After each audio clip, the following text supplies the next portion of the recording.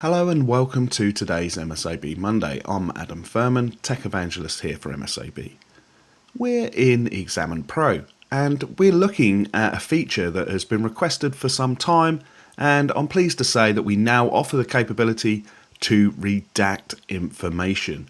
Now this can come in extremely handy if you're working a case and you need to share the majority of those details, but there is part of the content that is sensitive and you cannot share.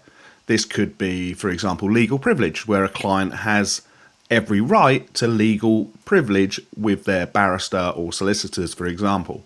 So how do we do this? So we're looking at this chat thread here. It's from Twitter, and there's some messages here, and if they were of sensitive nature, we can go into the details pane. And remember, right click is my favorite button in XAMN, and we want to open the pivot menu. And you can see from the pivot menu all of the great options available to us, the powerful filters, but the new option below it is the ability to redact. So we can just redact for this artifact, and you can now see the content of that text is now redacted. So if we were to share a subset of this data, that is not going to be visible for the created subset. Now we can simply right click to unredact for this artifact and the data is back.